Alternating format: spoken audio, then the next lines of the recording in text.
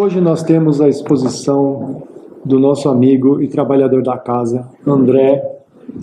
Ele vai falar sobre o tema Natal com Jesus. Por favor.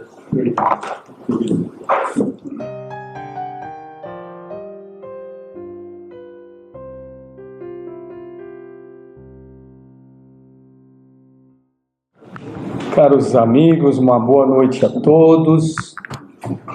Queremos agradecer, como de costume, a presença de todos encarnados e desencarnados e que possamos então receber as bênçãos da espiritualidade superior que, conforme nos prometeu o Cristo, onde estivesse 2 ou mais reunidos em seu nome, ele estaria presente. Como nosso irmão Renato já mencionou, nesta noite nós falaremos sobre Natal com Jesus. E para passarmos o Natal com Jesus, precisamos pensar como se dá a verdadeira aproximação do leitor, do discípulo, do seguidor de Jesus com ele. Como é experimentar essa ação do Cristo? Como exercer o Natal com Jesus? Nós aprendemos no Consolador Prometido, quando abrimos o Evangelho segundo o Espiritismo, no capítulo intitulado Cristo Consolador, no item 6, há uma mensagem do Espírito de verdade destinada aos sofredores. Ele vem falar do sofrimento. E no segundo parágrafo, há uma iluminada frase. Ele diz: no silêncio dos vossos pensamentos, no silêncio dos vossos pensamentos, eu, o divino agricultor, cultivo as vossas almas. Cultivo as vossas almas. E não é preciso nenhuma concepção fantástica, miraculosa, extraordinária para entender esse fenômeno do Cristo cultivar as nossas almas no silêncio dos nossos pensamentos. Há 200 anos atrás talvez fosse difícil para um leitor do Evangelho segundo o Espiritismo entender essa frase. Mas hoje que a pessoa toma um celular na mão, envia um WhatsApp e conversa com alguém agora no Japão, nós falamos aqui agora para uma plateia que está em casa, através do celular. E se tirarmos uma foto ou fizermos uma ligação, vídeo chamada para pessoas em outros países, as pessoas poderão acompanhar a nossa fala ao vivo, instantaneamente.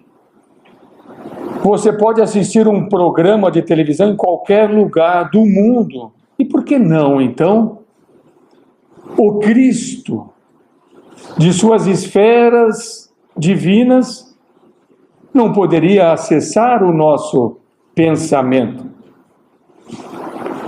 Acaso Jesus precisaria de você incluí-lo no seu WhatsApp para ele conversar com você?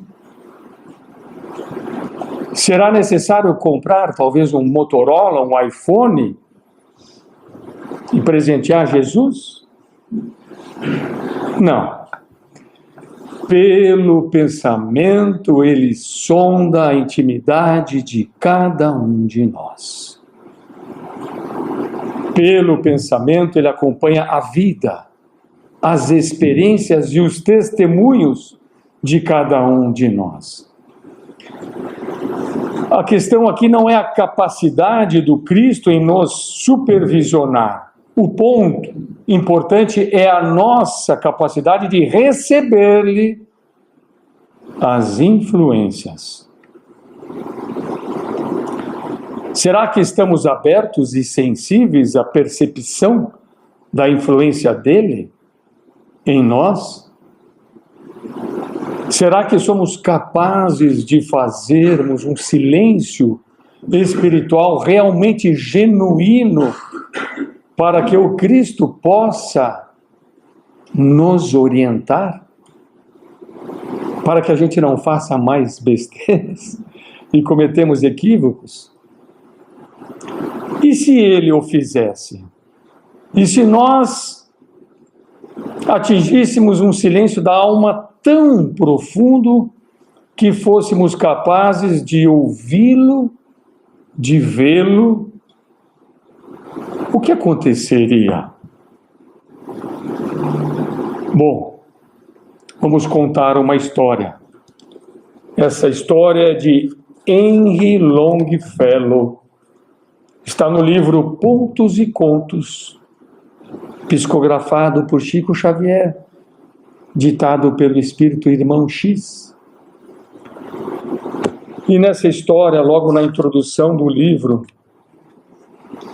Henry Longfellow, que foi um escritor norte-americano, nasceu nos Estados Unidos no início do século XIX, poeta, escritor, literato, dentre as inúmeras obras por ele produzidas, há uma sobre o cristianismo. E lá nós encontramos então essa história. E conta Longfellow que há muito tempo, num mosteiro afastado da Europa, um grupo de monges se dedicavam à assistência aos pobres e sofredores. Todos os dias, às 6h30 da manhã, o mosteiro abria suas portas e atendia uma multidão de sofredores. Dava-lhes café da manhã, depois um almoço, roupas, agasalhos, tratavam as feridas, aconselhavam os desorientados, como a que fazer um atendimento fraterno. Ouviam as dores e as súplicas e a cada dia, então, um monge era o responsável pelo atendimento. Mas nesse mosteiro havia um monge que há muitos anos, ele fazia uma reiterada prece. Todos os dias, muito cedo, e ele acordava antes do nascer do sol, ele ajoelhava-se ao pé da cama e pedia a Jesus diretamente: Mestre, eu queria tanto vê-lo. Eu queria tanto poder olhar nos seus olhos e te dizer alguma coisa. Queria tanto que viesses até mim. E durante anos, dia a dia, ele repetiu essa prece. E num belo dia, quando o monge então acorda, antes que o sol nascesse, quem estava ao lado da sua cama? O próprio Cristo. E ele então, entre lágrimas, aos prantos, impressionado, se ajoelha, começa a chorar, mas naquele instante toca a campainha do mosteiro. Naquele dia, ele era o responsável pela assistência aos sofredores. Jesus de pé, olhando para ele, e o sino do mosteiro tocando. E ele tinha que tomar uma decisão. Assumia os seus deveres e ia preparar para atender aqueles sofredores? Ou ficaria ali ao lado de Jesus? O que vocês fariam?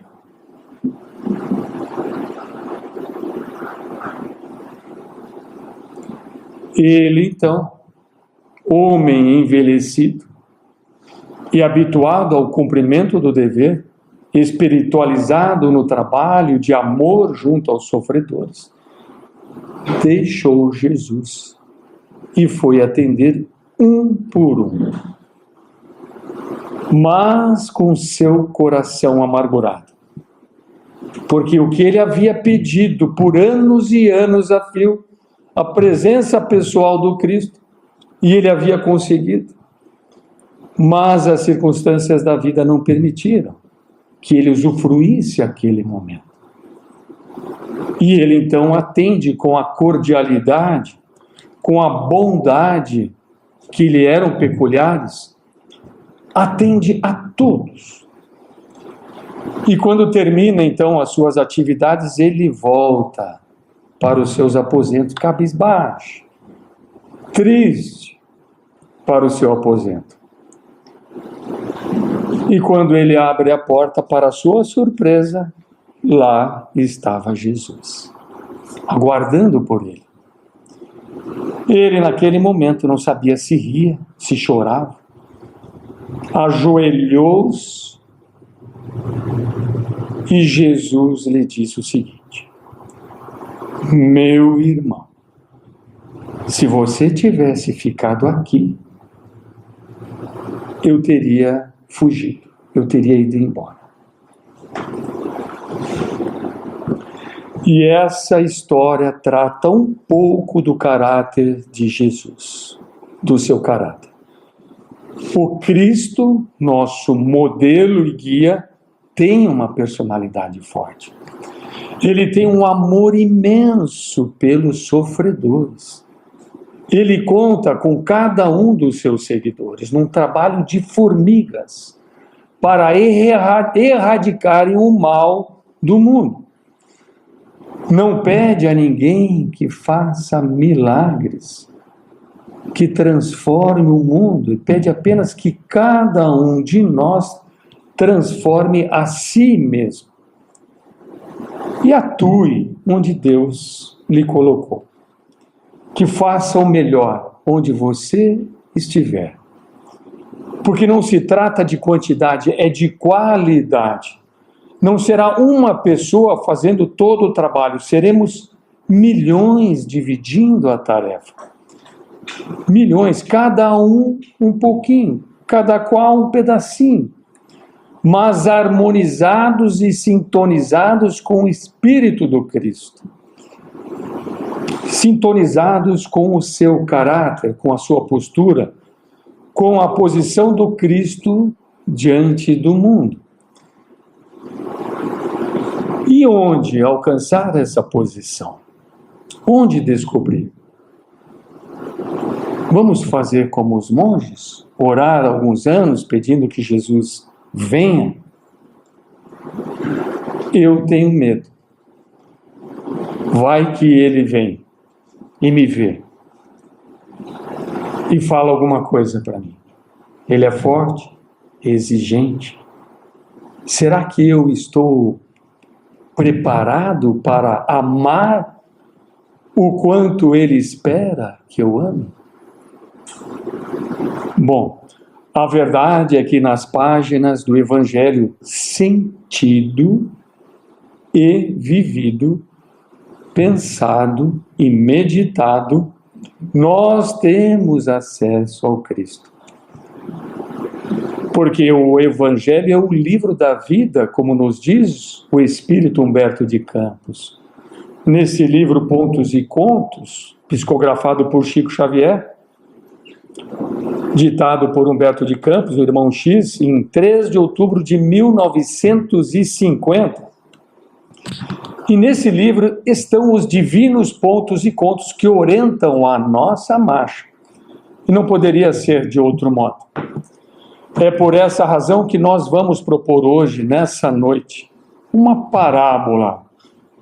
Uma parábola extraída desse livro, capítulo 37, do livro Pontos e Contos, ditado por Humberto de Campos, psicografado por Chico Xavier, para o nosso engrandecimento espiritual. Natal simbólico. Para essa história também, ela também não é de Humberto de Campos, ele recebeu de um orientador espiritual. Mas antes de contá-la, precisamos fazer umas advertências.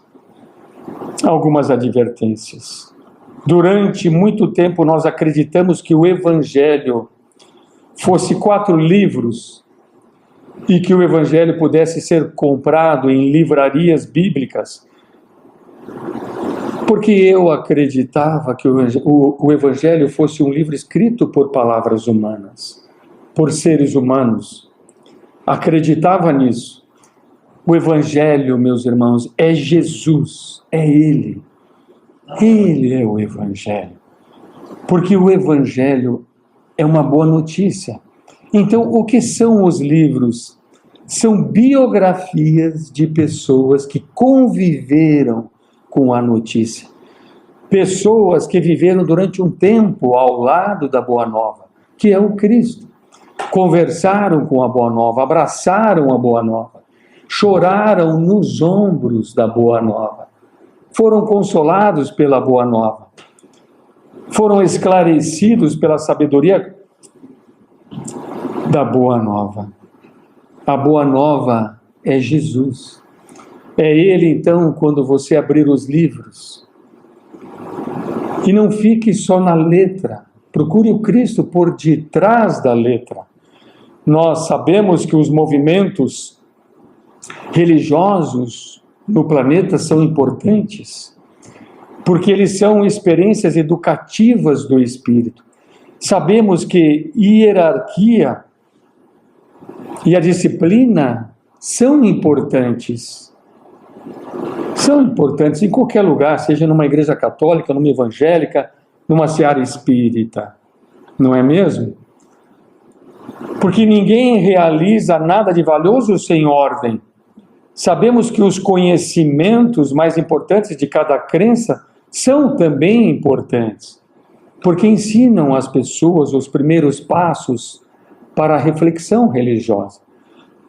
Mas isso tudo é apenas um material pedagógico, de auxílio, porque a verdadeira religiosidade está na alma de cada um de nós.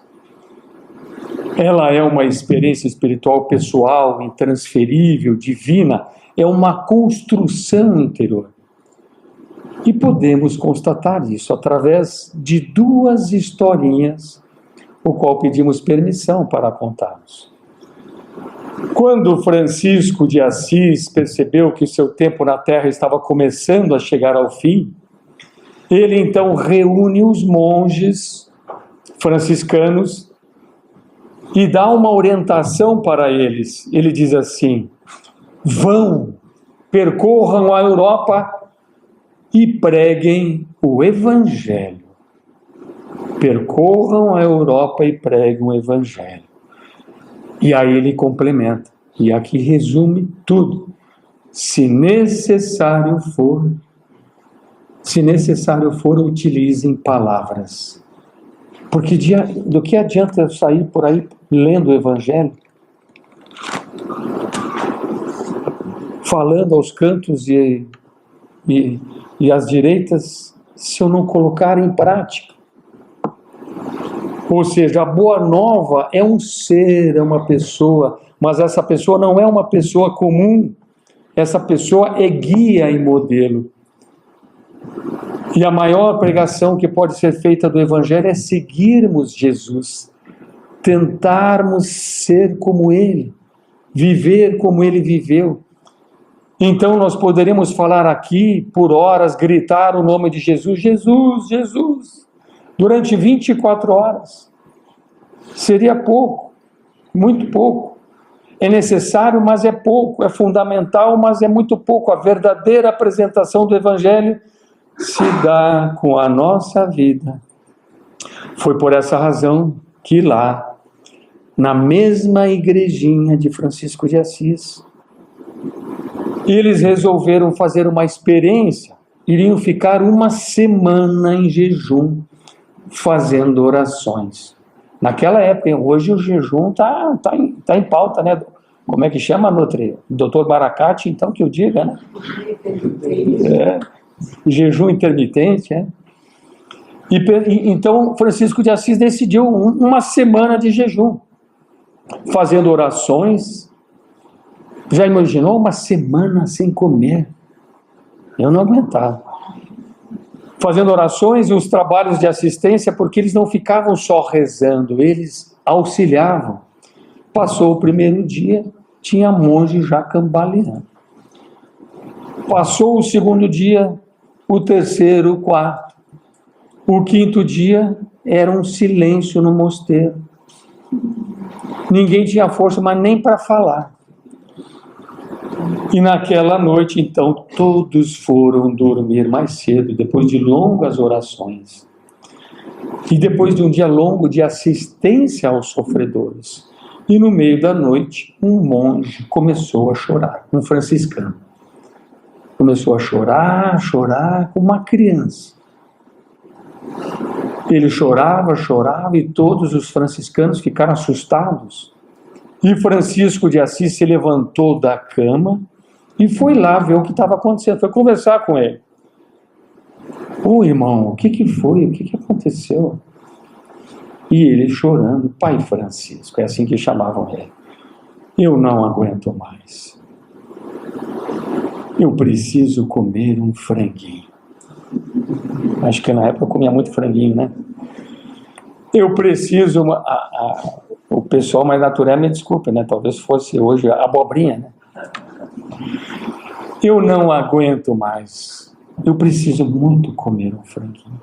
Eu não consigo mais ficar nesse jejum. Eu já não consigo mais fazer as minhas orações. Eu já não consigo mais dormir. Eu só penso nesse franguinho. E eu estou me sentindo assim culpado, porque eu sou o único. Eu estou sentindo culpa. Mas eu não dou conta. Sabe o que o Francisco fez?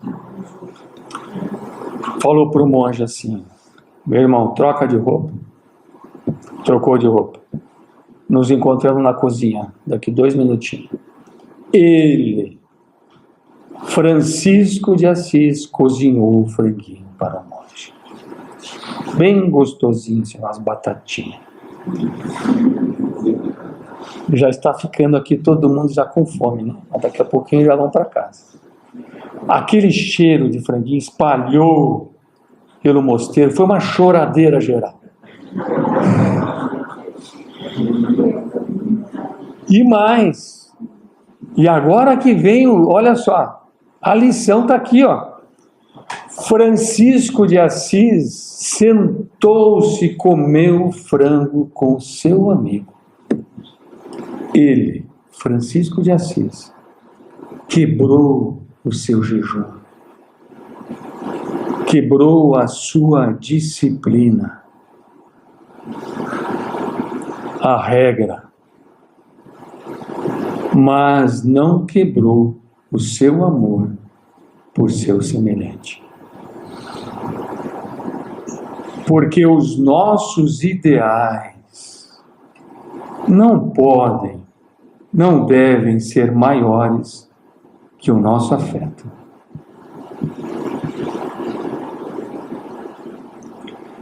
É por isso que Jesus curava no sábado, comia no sábado, atendia no sábado e dizia: o sábado foi feito para os homens, e não os homens para o sábado.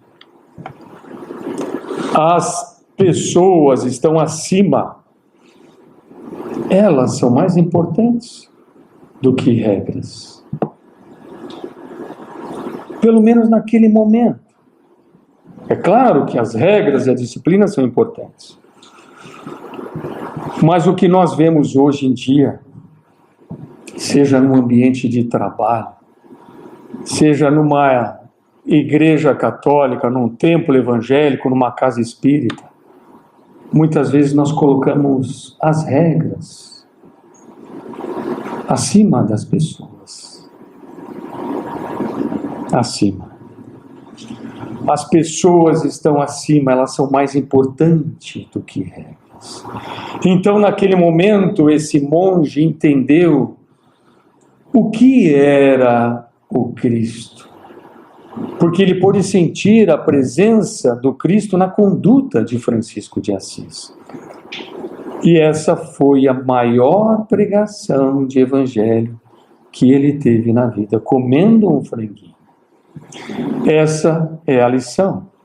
É por isso que mais tarde, quando a criatura compreende a transformação que o Cristo provoca nela, ela não necessita mais de demonstrações exteriores. A própria vida dela é uma demonstração de evangelho. É por isso que o Cristo diz para esse monge: mas se tivesse ficado aqui, eu teria fugido. Ainda bem que você foi atender os sofredores, mas que processo é esse? Como se dá esse processo? Ele está descrito no Evangelho. Acontece que quando nós abrimos as páginas do Evangelho, nós acreditamos que o Evangelho estava descrevendo o nascimento de Jesus na Terra. Mas não é só isso. Essa é a superfície. É preciso mergulharmos mais fundo. Humberto de Campos, então, vai às esferas superiores assistir a um curso de Evangelho. Diz ele que harmonias cariciosas atravessavam a paisagem quando o lúcido mensageiro começou a explicar. O mensageiro das esferas superiores, ele disse assim: cada espírito é um mundo onde o Cristo deve nascer. Cada um de nós aqui. Cada espírito, cada um de nós é um mundo particular, diferente, peculiar, em que a história do Evangelho aconteceu. E diz o mensageiro: é loucura querer reformar o mundo sem que o homem seja reformado. Não haverá povos cristãos sem edificarmos a alma cristã. A alma cristã é a soma de almas evangelizadas que transformará o mundo. É mais difícil, é mais lento, todavia é muito mais seguro e é um processo que não tem volta. Então diz esse benfeitor espiritual, no livro Pontos e Contos, no capítulo 37, intitulado Natal Simbólico, ele diz assim: todos nós temos dentro de nós oceanos de bênçãos divinas, maravilhosos continentes de possibilidades, temos florestas de sentimentos por educar, desertos de ignorância por corrigir, inumeráveis tribos de pensamentos. Olha isso, tribos de pensamentos que nos povoam a infinita extensão do mundo interior. De quando em quando, tempestades renovadoras varrem-nos o mundo íntimo. Esses são os momentos de expiação, de provas, de lutas, de dores, verdadeiros furacões que passam no nosso mundo íntimo. Furacões implacáveis atingem os nossos ídolos mentirosos. E traduzindo o que esse benfeitor disse, faça o seguinte raciocínio: nós aprendemos na doutrina espírita que somos espíritos imortais, que temos vastas existências. Então, cada um aqui presente nessa noite, faça em silêncio uma pergunta: quantas pessoas existem dentro de você? Estamos falando de todos nós agora. Quantas? Você dirá assim: não, mas eu sou catarinense, eu sou paulista, eu sou gaúcho, eu sou do Amazonas, eu sou nordestino. É agora. Você é agora. E quem você era há 500 anos? Há 1000, há 2000 anos? Mas para simplificar, não vamos voltar muito, vamos voltar só às 50 últimas encarnações. Quantas pessoas tem dentro de você? Quantos CPFs você tem? Quantas carteiras de identidade? O que aconteceria se você agora, nesse momento, lembrasse de cada uma das 50 últimas encarnações? Não é lembrar uma coisinha, uma sandália, uma rua que morou. É lembrar integralmente das suas últimas 5 vidas. Provavelmente muitos aqui cairiam da cadeira. e sairia daqui direto para o hospital psiquiátrico. Por quê? Porque entraria numa profunda dúvida: quem eu sou? Quem é você? O que você gosta? Você já foi tanta coisa, já fez tantas coisas, você já falou tantas línguas, já morou em tantos lugares, já foi pai, mãe de tantas pessoas, já foi filho, filha de tanta gente, já esteve a tantos corações ligados. E agora, há um mundo imenso dentro de cada um de nós. É um mundo, mas o seu mundo é o seu é o seu, o meu é o meu. E não é igual ao seu. Mas vamos nos perguntar, ao longo dessas 50 vidas, quantas mágoas você guardou? Quantas raivas você já teve? Tem gente aí já pensando, vamos ficar só nessa mesma.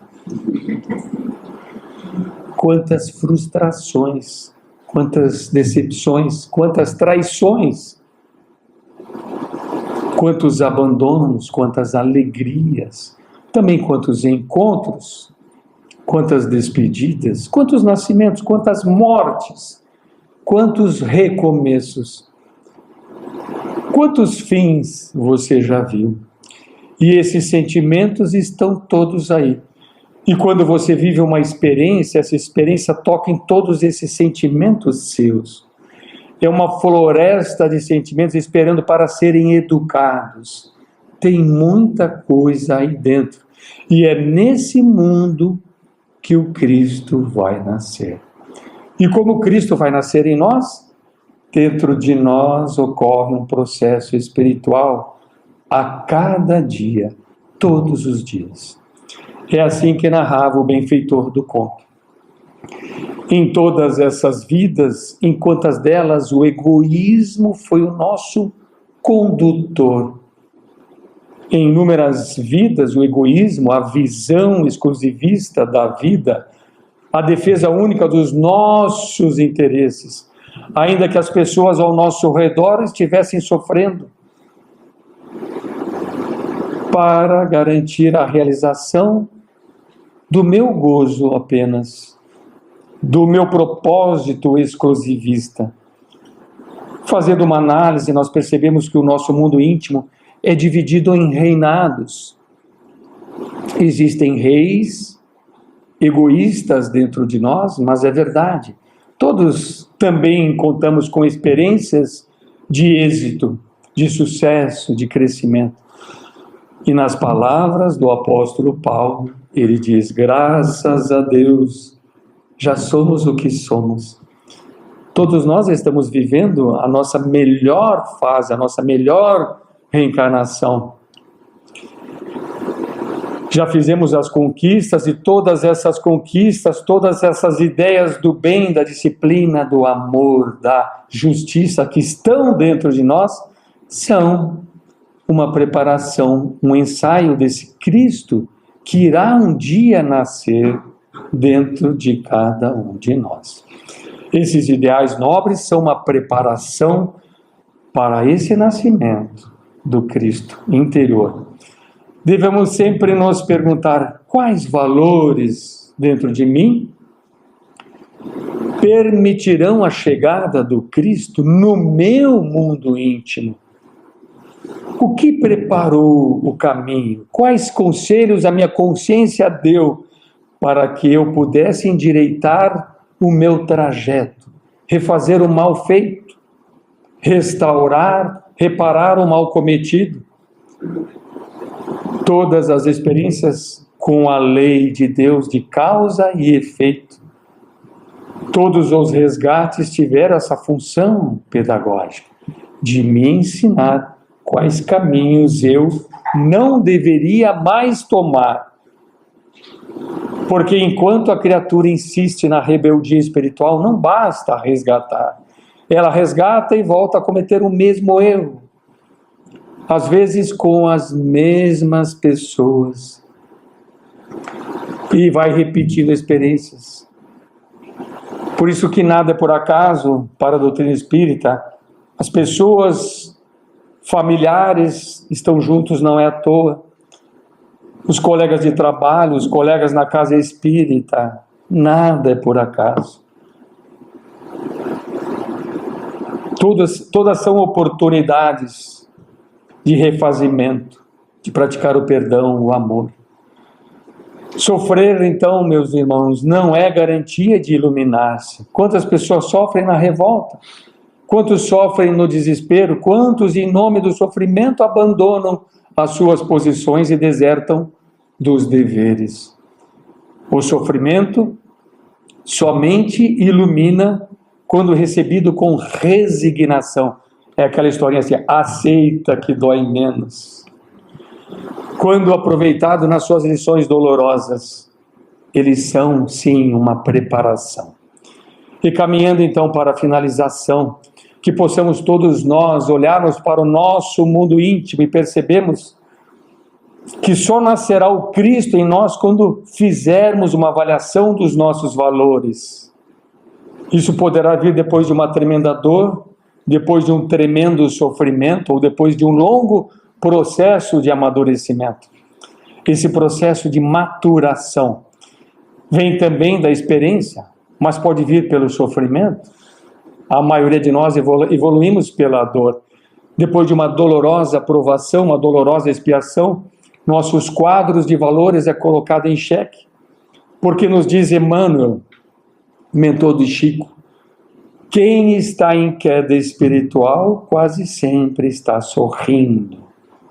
Aquele que está cometendo um deslize, um equívoco. Por isso ele afirma, é preferível chorar sob os guilhões, as algemas da resistência. Aí eu quero, não, mas eu não vou, eu estou algemado. Ah, mas ia ser gostoso. Não, mas não vai. Então é melhor chorar sob os guilhões da resistência do que sorrir sob os narcóticos da queda. Quem cai geralmente está rindo. Aqueles que foram envolvidos pelas malhas do mal, seja na criminalidade, na corrupção, na infidelidade, na intriga, estão sorrindo. Aquele momento é uma curtição. Eles acham que são vitoriosos, vencedores, só depois que sofrem as consequências do mal praticado é que aquele rosto de alegria abandona a sua face. É por isso que Jesus, quando promete a paz e a alegria, diz, a minha paz eu vos dou, deixo a minha paz, mas não a paz que o mundo dá, porque a paz que o mundo dá pode ser muitas vezes a paz construída sob o crime. Pode ser a paz em uma mansão, em um iate, em uma cobertura. Não é essa paz que o Cristo proporciona, não é essa a da ilusão, aquela em que você sorri enquanto centenas choram. Então, amigos, que possamos voltar aos nossos lares, tenhamos bons momentos de reflexão, de seleção, e que possamos buscar todos os dias o nascimento do Cristo em nossos corações. Logo mais teremos o Natal, a espiritualidade se aproxima mais e mais dos nossos lares, sentimos as boas influências dos nossos guias e mentores, que possamos refletir. Muitas vezes, muito preocupados com o mundo exterior, esquecemos do interior. A pergunta é, há lugar para o Cristo no meu mundo íntimo? Essa é uma pergunta profunda. Nós podemos pensar, porque lemos lá no Evangelho, nenhuma hospedaria recebeu Maria e José. Eles tiveram que se encaminhar para uma gruta, e a criança foi depositada em uma manjedoura.